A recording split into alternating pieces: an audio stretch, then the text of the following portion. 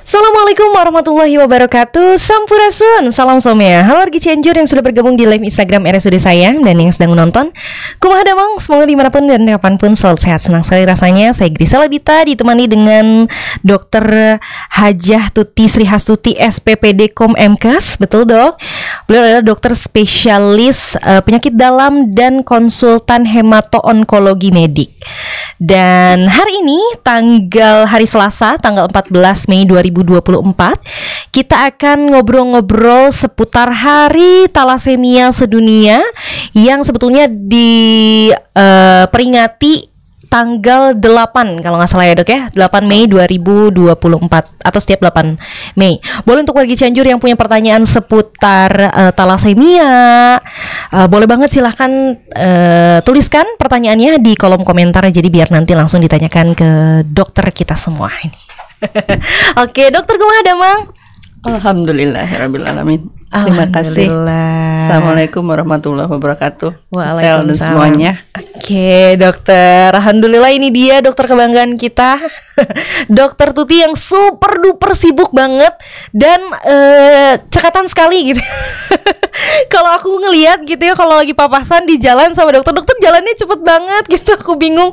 Jadi kalau misalnya nanti aku jalan-jalan ini mah jalan-jalan, apakah aku bisa gitu ya meimbangi jalannya dokter Tuti? Kadang aku harus lari gitu kalau aku mau konsul apa-apa sama dokter Tuti untuk mengejar. Tapi bener dok, dokter mungkin nggak menyadari itu ya. Tapi kalau Grisa ngeliat dokter tuh kayaknya tuh enak banget aja gitu, ringan gitu badannya, set ya. Boleh nanti mungkin kapan-kapan dibagiin tipsnya kali ya dok ya.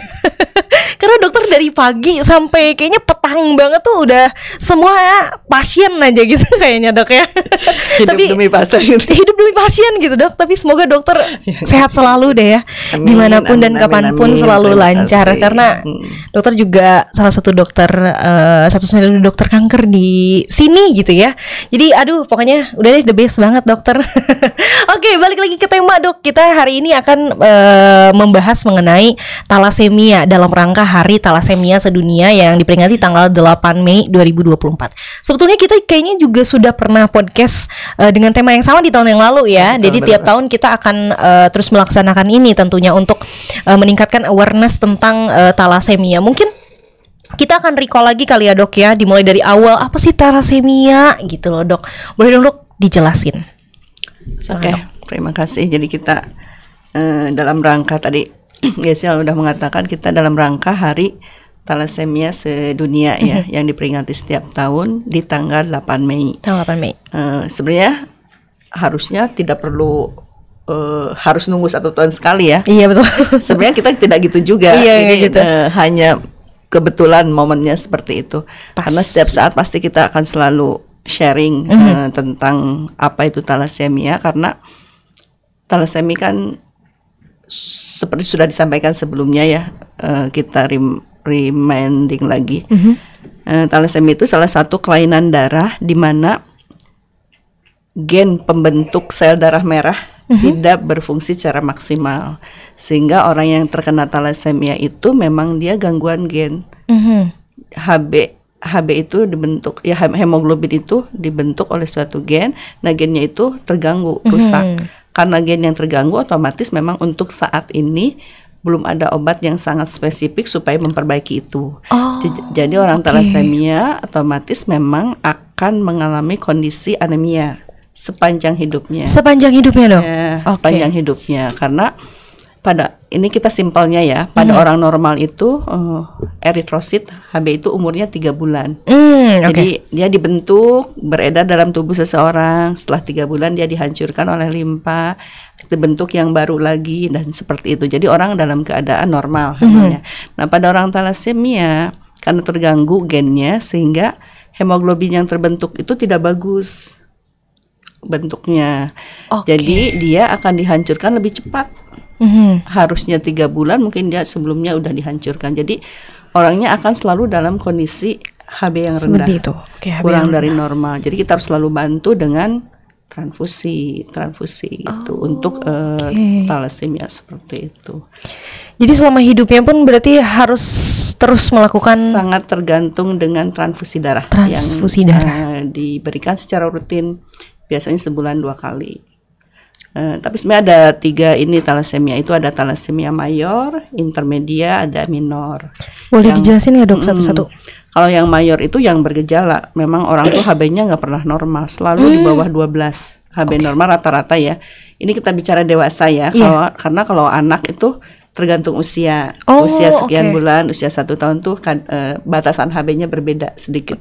Nah kalau dewasa itu rata-rata di bawah 12, kita mengatakan dia anemia. Nah orang yang mayor itu pasti akan selalu di bawah itu. Kadang-kadang selalu di bawah 10. Jadi harus selalu mendapatkan tambahan sel darah merah. Nah kalau yang intermedia itu kadang-kadang tidak harus ditransfusi rutin. Dia mungkin transfusinya perlunya 6 bulan sekali atau ada yang kayak gitu dok. Tergantung gangguan gennya, mayor atau ya heterozigot atau homozigot. Nah kalau yang minor, ada lagi yang minor. Yang minor itu dia gennya rusak, tapi dianya tidak bermanifestasi, HB-nya masih bagus, ataupun kurangnya sedikit, misalnya 11,5. Tapi setelah diperiksa ternyata dia punya gen pembawa thalassemia. Jadi dia punya gen tapi tidak bergejala penuh pasiennya. Nah itu jadi memang thalassemia itu kita betul-betul harus effort mentata laksana mereka ya, karena kalau orang dengan HB rendah otomatis semuanya terganggu, pertumbuhannya akan terganggu, hormonnya akan terganggu, tumbuh kembangnya kalau anak-anak juga terganggu. Jadi kita mengupayakan pada pasien-pasien thalassemia itu diupayakan HB-nya selalu di atas 10 targetnya. Jadi kita bantu transfusi terus. Jadi memang perlu banget bantuan untuk transfusi pada orang-orang thalassemia, itu terapi utama untuk orang-orang thalassemia gitu ya. Jadi jadi beda-beda ya setiap orang, ada yang kebutuhannya itu transfusinya sekian minggu mungkin dok, ada tapi ya. Kalau yang mayornya, yang mayor itu kadang-kadang memang sebulan tuh 2 kali. Sebulan 2 kali. 2 minggu sekali itu tambah lagi, 2 minggu sekali tambah lagi, karena tiap 2 minggu HB-nya udah kurang lagi dari 10, jadi tambah lagi. Ya, seperti yang tadi dokter bilang sih, sebetulnya di RSUD Sayang juga nggak hanya setahun sekali ya kita podcast. Ada beberapa acara juga yang sebetulnya sering banget kita lakuin, karena ada yayasannya dok kalau nggak salah. Ada perkumpulan. Iya, perkumpulannya ya. Orang tua thalassemia. Iya. Yayasan Thalassemia Indonesia juga ada. Kebetulan juga ketuanya tuh kalau nggak salah Ibu Bupati langsung ya. Jadi sudah beberapa kali di RSUD Sayang ada acara nih gitu, dan kebetulan Grisel juga sempat ada tuh dalam acara tersebut. Tapi kalau misalnya Grisel lihat gitu ya, nggak kelihatan pasien-pasiennya gitu ya dok, kelihatan biasa aja gitu loh. Padahal katanya ada yang cerita bahwa dia transfusinya sekian minggu sekali gitu kan. Wah luar biasa ya ternyata gitu. Jadi kalau dia rajin datang untuk transfusi, kualitas hidupnya akan lebih bagus dibanding orang yang kadang-kadang mungkin ada bosan kali ya. Kadang-kadang jarang jadi datang, nanti aja nunggu berat baru datang. Jadi HB-nya pas datang sudah 4 gitu. Sudah 5, nah itu yang nggak bagus. Tapi kalau yang pas kontrol 2 minggu HB-nya masih 10 atau 9,5 atau 8 itu kan masih bagus. Nah itu kadang-kadang kualitas hidupnya bagus. Ini sesuai dengan tema nih. Tema thalassemia tahun ini yang nasional ya. Yang internasional nanti bisa bahas. Yang nasional itu intinya bagaimana kualitas hidup orang thalassemia itu bagus, berkualitas. Betul. Dan bagaimana tata laksana thalassemia itu terakses oleh semua kalangan ya dok ya. Karena kan ini terus terang pengobatannya lumayan mahal, karena kan tergantung transfusi terus-terusan. Dan ada lagi satu lagi selain transfusi, jadi pada orang-orang thalassemia itu satu, karena dia pembentukan darahnya nggak efektif, ada kadar zat namanya ferritin yang numpuk. Terus ditambah transfusi juga rutin, jadi zat Fe-nya tuh numpuk dalam tubuhnya. Nah itu nggak bagus. Jadi orang thalassemia itu selain harus rutin transfusi, dia juga harus rutin mengkonsumsi zat yang bisa menarik atau membuang kelebihan besi itu. Namanya zat kelasi besi. Nah itu yang harus diminum setiap hari. Nggak boleh bosan. Setiap hari dok? Setiap hari. Itu yang sering jadi masalah problemnya. aduh bosen minumnya.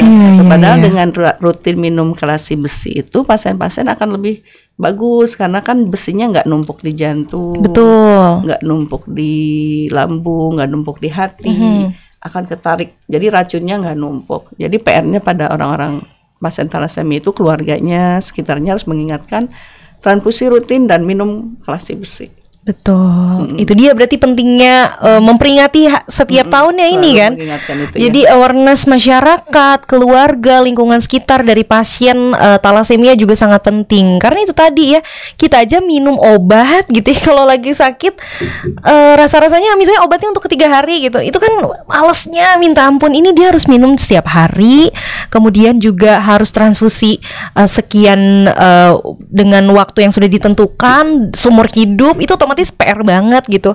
Jadi selain dianya harus semangat, lingkungan sekitarnya, keluarganya, semuanya juga harus memberikan semangat gitu ya dok ya. Oke. Kalau nggak salah ini tuh kan genetik ya dok? Ya betul. Diturunkan ya dok? Ya betul sekali. Oke. Jadi gangguan gen yang terbentuknya tuh terikat dengan kromosom seks. Jadi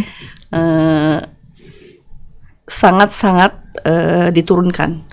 Jadi sebaiknya memang pasien thalassemia itu, apalagi yang mayor, udah jelas tidak menikah dengan pasien thalassemia lagi, atau tidak menikah dengan yang intermediate atau yang karier pun tidak, karena kalau bertemu kita masih ingat hukum yang X, kalau laki-laki kan XX, kalau XY terus XX, dan ketemu itu kalau dua-duanya mengandung udah pasti anaknya akan thalassemia lagi. Itu yang kita hindarkan. Dan bagusnya juga memang sebenarnya kita nih yang belum pada menikah, yang belum menikah kan semoga cepat mendapatkan pasangan. Amin. Nah, itu, terima kasih dok. Itu kencang banget yang itu. Aminnya kencang banget. Kita harus mengaminkan nggak Pak dok? Oke. Itu harus screening ya, dan screening itu penting banget. Penting banget. Jadi kalau ada yang karier pun sebaiknya tidak menikah dengan karier, karena nanti ada kemungkinan salah satu anaknya akan ada menderita thalassemia. Jelasin dong dok, itu gimana screeningnya? Adakah di RSUD Sayang? Ada di RSUD Sayang bisa ke poli aja. Kalau memang ada terutama yang pernah punya keluarga dengan riwayat thalassemia, atasnya neneknya, kakeknya, uangnya, bibinya. Jadi keluarga yang sedekat itu sebaiknya di screening. Sebenarnya itu program pemerintah udah masuk sih untuk screening itu pada pasien-pasien thalassemia, lingkungan yang sekitarnya, ibunya, bapaknya, adiknya, kakaknya itu harusnya di screening. Sudah ada program pemerintah terkait itu ya dok? Untuk periksa itu dulu sempat kita ada, cuma memang mungkin akan lebih digalakan lagi kerjasama dengan dinas kesehatan kali ya. Lebih menjangkau banyak banget. Luas. Sampai ke seluruh. Iya. Jadi betul ya, sebelum menikah itu penting banget screening gitu, supaya kita tahu nih gitu ya akan seperti apa ke depannya gitu loh. Kalau misalnya ini kan otomatis pencegahannya seperti itu ya dok ya, screening gitu ya. Nah kalau misalnya pengobatannya berarti tadi dengan meminum obat dan kelasi besi dan transfusi darah gitu ya.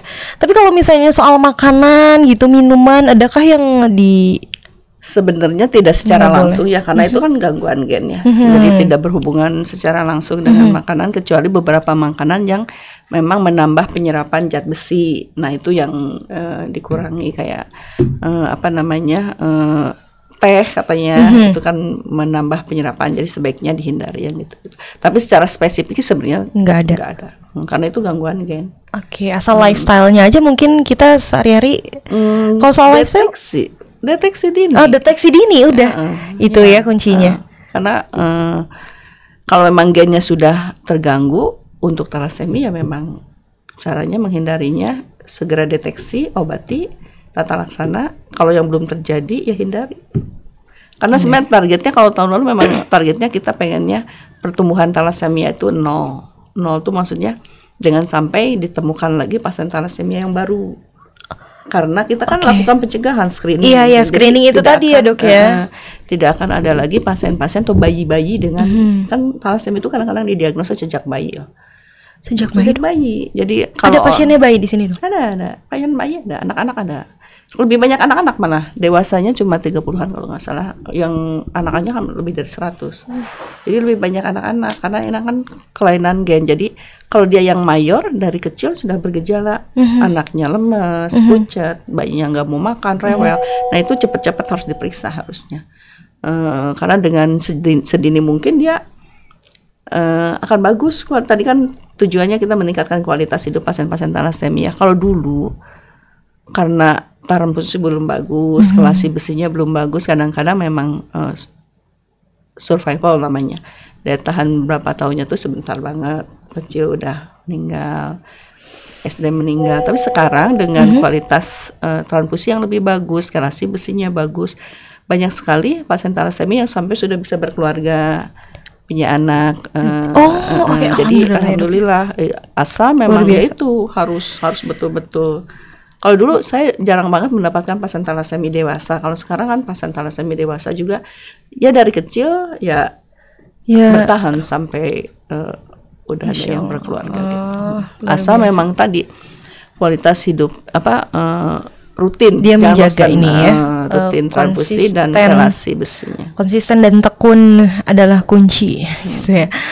Oke, warga Cianjur yang punya pertanyaan seputar thalassemia, boleh banget silahkan tuliskan pertanyaannya di kolom komentar ya, nanti biar langsung ditanyakan ke dokter.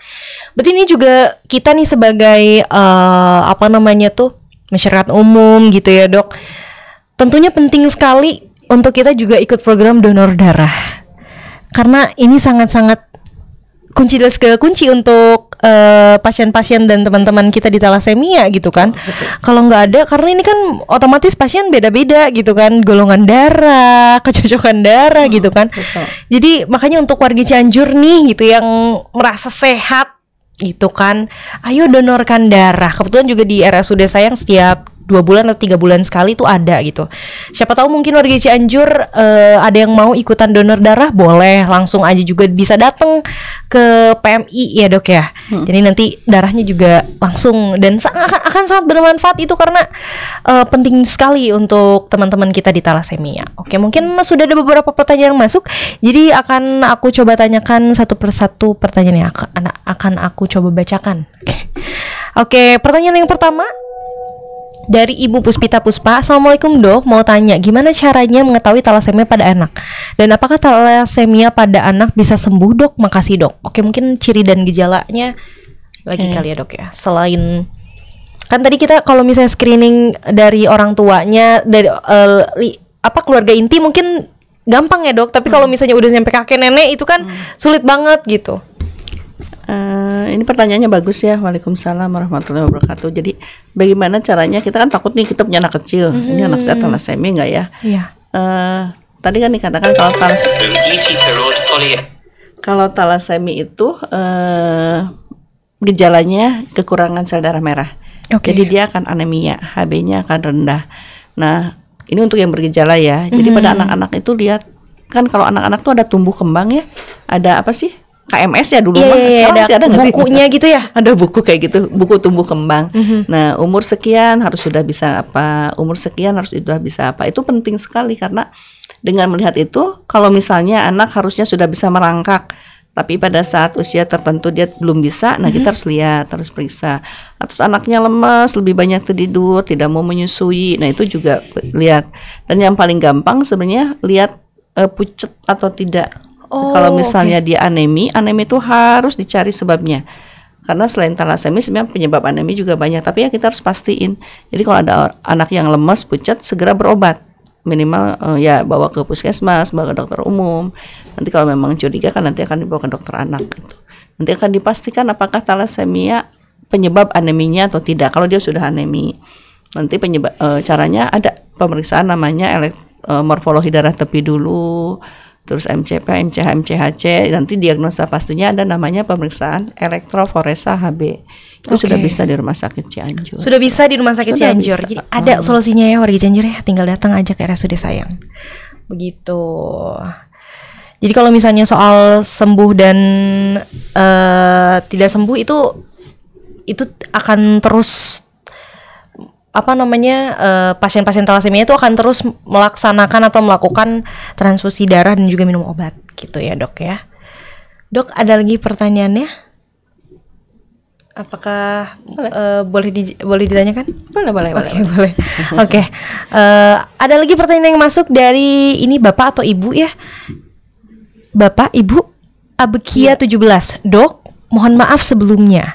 Mengapa yang mengalami talasemia wajahnya hampir pada mirip? Ya, terima kasih pertanyaannya. Ya, memang pada talasemia terutama yang mayor ya. Kalau yang mayor itu kan tadi dia kekurangan gangguan gennya itu berat, sehingga untuk mengimbangi kekurangan sel darah merahnya, semua pabrik darah bekerja dengan maksimal. Salah satu pabrik darah itu kan sumsum tulang. Jadi semua sumsum tulangnya akan memproduksi darah. Tapi sebenarnya darah yang diproduksinya nggak bagus. Nanti diproduksi banyak dihancurkan, diproduksi banyak dihancurkan. Tapi tubuh tuh sebenarnya kompensasinya tuh, ya Allah tuh memberikan tubuh kita tuh untuk pintar ya. Ini kurang nih, diproduksi lagi. Tapi qadarullah memang yang diproduksinya kan nggak bagus. Jadi sumsum tulang tertentu, tulang-tulang tertentunya tuh akan berbentuk beda, karena kan dia kerja keras, terutama tulang kepala, tulang dadanya. Nah itu beda, sehingga bentuk mukanya memang hampir nggak mirip secara fasialis, tapi secara kontur itu tuh memang hampir mirip pada pasien-pasien talasemia itu karena gitu, karena dia memproduksi berlebih si sumsum tulangnya, sehingga bentuknya hampir sama, salah satunya seperti itu. Terus tapi kalau pada yang talasemia yang intermedia kayak gitu biasanya enggak sih, masih ada khasnya masing-masing. Oh begitu, jadi seperti itu ya warga Cianjur. Oke, ada lagi pertanyaan yang masuk dari Bapak Abu Nazia. Selamat pagi dok, apakah benar anak sering terpapar sinar matahari salah satu penyebab pencetus kanker? Bagaimana itu bisa terjadi dok? Hatur nuhun. Oh ini saya jawab singkat ya, karena memang temanya ya nggak apa-apa, tapi temanya kita talasemia, pertanyaannya ini tentang kanker. Sering terpapar sinar matahari, ya tergantung ya sinar matahari yang jam berapa dulu. Kalau sinar matahari pagi itu bagus banget, karena kita kan negara tropis sebenarnya Maya, tapi kita sangat kekurangan vitamin D biasanya. Jadi sinar matahari pagi sebenarnya bagus, tapi kalau sinar matahari siang hari yang ultravioletnya udah ini banget, ya memang nggak bagus. Salah satu pencetus kankernya ya kanker kulit. Melanoma itu bisa dicetuskan oleh sasaran paparan sinar matahari yang sangat berlebih. Itu ya. Nanti kita lain kali ya ngomongin kanker. Boleh. Talasemia dulu. Oke, ada lagi pertanyaan yang masuk dari Ibu Wacubi _ Dok, izin bertanya, bagaimana cara mempertahankan HB? Pertanyaannya bagus. Gimana caranya ya dok? Tergantung. Oke. Ini konteksnya masih berbicara tentang talasemia atau HB secara umum? Mungkin boleh dijawab dua-duanya dok. Karena kita lagi ngomongin talasemia, ya kita bahas talasemia dulu ya. Kalau ingin mempertahankan HB pada pasien talasemia, nggak ada lain, memang hanya transfusi. Jadi transfusi rutin sampai HB di atas 10 itu targetnya. Jadi rutin kontrol mungkin harus 2 minggu sekali dan sebagainya tadi. Nah, tapi kalau misalnya ini pertanyaannya HB secara umum, kan memang ada banyak orang anemia, HB-nya kurang dari 12. Nah itu penyebabnya harus dicari dulu, karena penyebab anemia itu tadi kan talasemia salah satunya, tapi masih banyak yang lain. Bisa karena anemia kekurangan zat besi, anemia kekurangan asam folat, ada anemia yang karena autoimun hemolitik, ada anemia kekurangan megaloblastik, kekurangan asam B12. Jadi banyak sekali. Jadi kalau ada orang HB-nya kurang, sebelum kita berbicara pengobatan, kita harus pastikan dulu penyebabnya apa. Jadi tidak semua pasien yang HB-nya rendah kita kasih FE. FE apa dong? Zat besi. Tidak semua yang HB-nya rendah harus transfusi. Tidak juga. Jadi tergantung penyebabnya. Harus dicari dulu penyebabnya, baru pengobatannya tergantung etiologinya itu. Jadi seperti itu jawabannya ya. Dok, aku penasaran karena kan kalau misalnya kita teman aku juga kebetulan ada teman anemia nih gitu ya. Dia kan kadang kayak sedikit-sedikit pusing, lemes gitu ya, Dok. Apakah dianjurkan untuk olahraga, Dok? Dipastikan dulu, jangan dulu. Jangan dulu ya. Kalau ternyata dia HB-nya rendah 8, olahraga sinkop, pingsan. Jangan ya. Jadi memang jangan dipaksakan gitu ya. Harus cari dulu. Tidak boleh menyepelekan anemia. Karena anemia itu sebenarnya HB rendah itu gejala loh sebenarnya. Pasti dia ada penyebab penyakitnya. Nah itu yang harus dicari. Kalau kita membiarkan orang HB-nya rendah, satu dia tadilah gejala 5L ya, lemah, lesu, lemes, segala macam yang kita tidak beraktivitas maksimal. Tapi yang kita takutkan karena HB itu kan mengangkut oksigen. Iya. Kalau HB rendah pada seseorang dibiarkan, nanti lama-lama jantungnya akan terganggu. Jantungnya akan berat kerjanya. Terus kalau pada anak-anak ya tadi pertumbuhan terganggu, tumbuh kembangnya terganggu. Pada orang dewasa ya kualitas hidupnya pasti jelas akan nggak bagus. Jadi harus dicari sebabnya dan diobati penyebabnya itu. Oke, tapi kalau misalnya untuk pasien talasemia itu sendiri, Dok? Hanya transfusi. Oke, kalau olahraga untuk pasien kalau dia stabil boleh banget. Boleh-boleh aja ya. Kalau saya rutin transfusi, HB-nya tercapai selalu di atas 10, boleh banget. Ya, tadi balik lagi sih, aku pernah ketemu sama teman-teman dari talasemia dan waktu itu juga aku pernah sempat main-main ke ruangannya gitu. Biasa aja mereka ceria gitu. Aku kok jadinya ngerasa kayak kok aku yang lemes tapi merekanya tuh ceria, semangat gitu loh. Dan mereka kompak banget. Nah, itu dia. Karena sering bertemu bareng. Iya gitu ya. Jadi kekeluargaannya tuh sangat terikat gitu. Semoga pasien-pasien teman-teman kita di talasemia tetap dalam keadaan sehat, semangat, amin. Dimanapun dan kapanpun deh pokoknya gitu ya, selalu bahagia gitu. Dan jangan bosan berobat, jangan bosan datang ke rumah sakit Cianjur. Jangan bosan, nggak boleh. Nggak boleh bosan, haram hukumnya. Ya, karena harus terus supaya kitanya juga tetap sehat, gitu. Menyayangi diri sendiri. Betul dong, self love. Versia oke. Dokter, nggak kerasa 30 menit sudah kita ngobrol-ngobrol kali ini gitu ya. Walaupun sebetulnya masih banyak banget nih pertanyaan dari Grisa, mungkin juga pertanyaan-pertanyaan dari wargi Cianjur, tapi mungkin kita akan tanyakan di lain kesempatan. Boleh juga nanti kita tanyakan di konten yang akan tayang di IG RSUD mungkin ya. Nanti boleh banget untuk wargi Cianjur yang punya pertanyaan untuk dokter gitu khusus, boleh silahkan langsung aja DM gitu ya. Oke Dok, sebelum closing adakah yang mau dokter sampaikan tentang dalam rangka hari talasemia ini? Silahkan Dok. Terima kasih. Closingnya mungkin dulu kan kita bagaimana caranya kita mendeteksi secara dini, dan itu sudah kita kerjakan terus. Sekarang PR kita bersama adalah setelah kita menghadapi pasien-pasien talasemia tadi PR-nya, bagaimana cara membuat mereka kualitas hidupnya bagus, pertumbuhannya bagus, kesehatan yang lainnya juga bagus, komplikasi-komplikasi yang terjadi karena talasemia tidak terjadi pada pasien-pasien talasemia di kita. Dengan cara ya tadi harus rutin kontrol dan berkonsultasi. Gitu ya. Jadi diingetin juga untuk keluarga terdekat dan lingkungan sekitar harus tetap menyemangati teman-teman kita di talasemia gitu mungkin ya Dok ya. Oke, semoga ini akan bertambahnya awareness kita tentang talasemia. Semoga kita juga akan bermanfaat nih buat teman-teman talasemia gitu. Oke, terima kasih sekali lagi untuk wargi Cianjur yang sudah bergabung di live Instagram dan yang setia menonton. Terima kasih juga untuk dokter sudah berkenan hadir di sini sama Grisel ngobrol-ngobrol tentang talasemia. Semoga dimanapun dan kapanpun dokter selalu sehat dan semoga lancar. Yang lain juga sehat. Amin. Amin. Dan lancar dalam segala aktivitas ya Dok ya. Tetap semangat dah, dokter mas selalu semangat gitu. Dimanapun dan kapanpun kayaknya teh gitu ya. Oke, amin. Oke, terima kasih sekali lagi. Jangan lupa follow Instagram, Facebook, TikTok rsud.sayang.somea, dan jangan lupa like, comment, subscribe, dan share sebanyak-banyaknya video ini karena akan sangat bermanfaat. Saya Grisel Adita bersama dengan dokter Tuti. Kami berdua pamit undur diri. Wassalamualaikum warahmatullahi wabarakatuh. Salam somea. Waalaikumsalam warahmatullahi wabarakatuh.